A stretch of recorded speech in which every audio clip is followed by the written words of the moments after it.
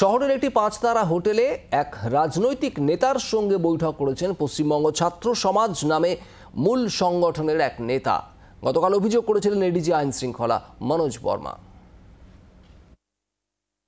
একজন পশ্চিমবঙ্গ ছাত্র সমাজের একজন প্রতিনিধির কথা বলেছিলাম, যিনি একটি অভিজাত 5 তারা হোটেলে এক রাজনৈতিক নেতার সঙ্গে দেখা করেছেন। তদন্তের স্বার্থে আমরা পুরোটা প্রকাশ করব না, কিন্তু এইটুকু বলি, হোটেলটি হলো হায়াত রিজেন্সি এবং যার কথা বলছি তার নাম আমি এখানে নিচ্ছি না।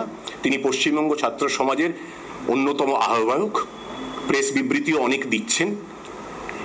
তিনি গতকাল 25 তারিখ সকাল 11:25 হায়াত রিজেন্সিতে ঢুকেছেন। তার ইলেকট্রনিক এভিডেন্স ভিডিও ফুটেজ আছে এবং কার সঙ্গে দেখা করতে গিয়েছিলেন সেটাও আমরা জানতে পেরেছি। আমরা সংগ্রহ করছি, আছে আমাদের কাছে। আমরা সেটা এখানে প্রকাশ্যে আনতে পারবো না, তদন্তের স্বার্থে আমরা সেটা যথাযোগ্য সময় আদালতের কাছে পেশ করব। এডিজি দক্ষিণবঙ্গ সুপ্রতিম সরকার এবং এডিজি আইন শৃঙ্খলা মনোজ বর্মা তারা সংবাদ মাধ্যমের সামনে এই কথা বলছেন গতকাল। আর ছাত্র সমাজ তারা যখন বলছে অরাজনৈতিক মিছিল, তখন বিজেপি রাজ্য সভাপতি বলছেন আন্দোলনে তাদের সমর্থন রয়েছে।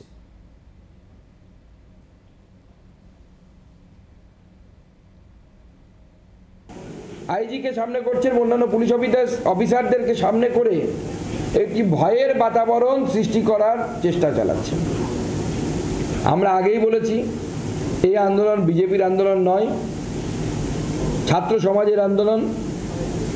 বিজেপির এই আন্দোলনের প্রতি সমর্থন আছে, শুধু এই আন্দোলন না, এই ধরনের গণতান্ত্রিক যে কোনো আন্দোলনের প্রতি যারা মাননীয় মুখ্যমন্ত্রীর পদত্যাগ চাইবেন, তিলোত্তমার দুষ্কৃতি যারা আছে, তিলোত্তমা কাণ্ড যারা ঘটিয়েছেন তাদের ফাঁসি চাইবেন, তাদের শাস্তির দাবিতে যারা লড়বেন, তাদের সকলের আন্দোলনের প্রতি বিজেপির সমর্থন থাকবে। বাংলার আওয়াজ, বাঙালির আবেগ, জি 24 ঘন্টা।